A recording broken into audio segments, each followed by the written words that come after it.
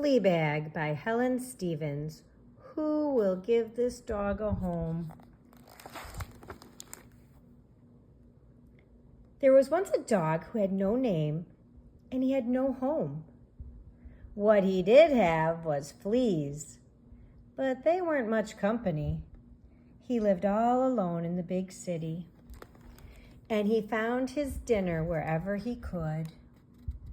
He liked to bark at the huge blue things that thundered past.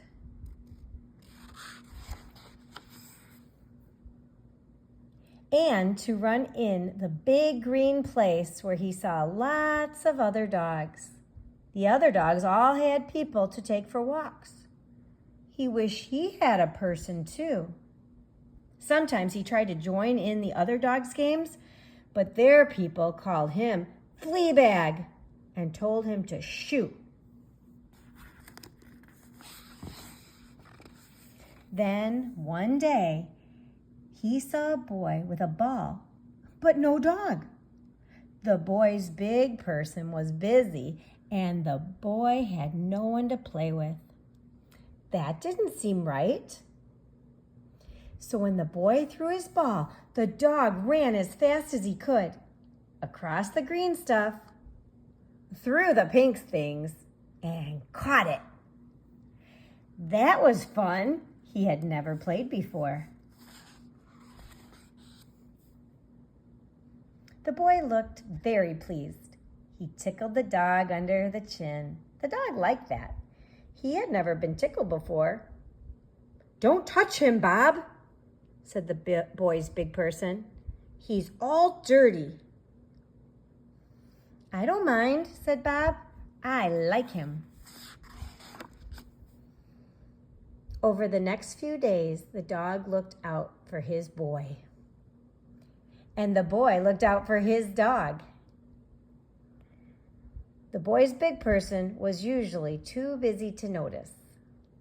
The boy and the dog became great friends. But then one day, the boy didn't feel like playing. He was too sad.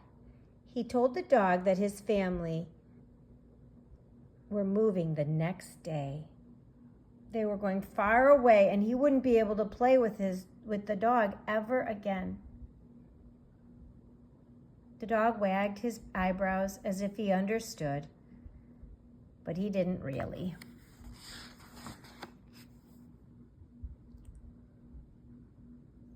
Then the boy's big person called out, "Come on, Bob, time to go home. Leave that little Fleabag alone now." "I have to go with my mom," said the boy. "I'll miss you." And he shook the dog's paw. Then the boy followed his mom, and the dog followed his boy all the way home. Can you see the fleas? You know what fleas are? They're nasty, but they can be treated. Nasty little bugs. That night, the boy couldn't sleep. When he looked out his window, he could see his dog sitting far below. "I can't leave you behind," he thought, and he decided to do something very scary.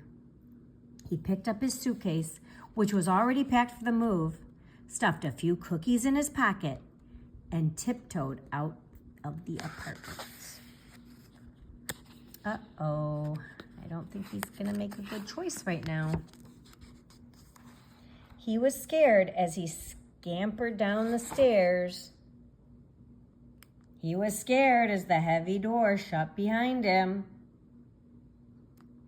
He was scared as he ran to meet his friend. "Come on, boy," he said bravely. "We're running away." The dog was very confused. What was his boy doing outside in the dark? He should be safe indoors with his big people. He sat very still. "Come on," said the boy, but the dog wouldn't move. "Cookie," said the boy, but the dog wouldn't budge. What a good boy. What a good dog. I'll just have to carry you, said the boy. But the dog wriggled free and tried to pull his boy back home. Then he ran around and around him, barking. He was making a big commotion, wasn't he? He wanted to get the big people involved. Shush, said the boy. You'll wake up Mom and Dad. That seemed like a good idea. So the boy went on and on. The dog went woof, woof, woof, woof, woof, woof, until a light turned on and a worried face looked out. The boy's big people seemed rather annoyed. They sent him straight back to bed. Then one of them said, I suppose this little Fleabag can sleep here tonight. I think he deserves to, said the other. He did look after Bob. The dog was very excited. He had never slept in a real bed before.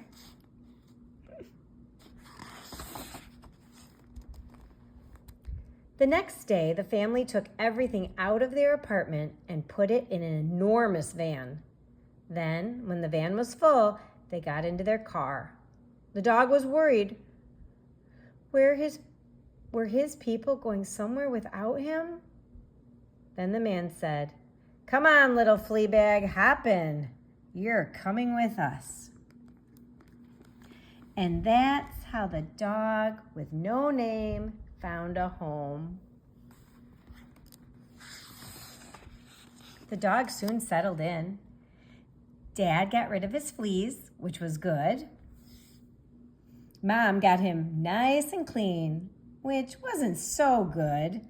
Then Bob got him nice and dirty all over again. The dog listened while his family tried to think of a name for him. Scruff, said Mom.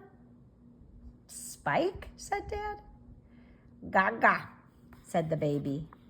But the only name that stuck was Fleabag. I'm so glad he got a home. And he got a big people. And little Bob got a dog, aren't you? What a sweet story. I hope you enjoyed it. I hope you enjoyed Fleabag by Helen Stevens.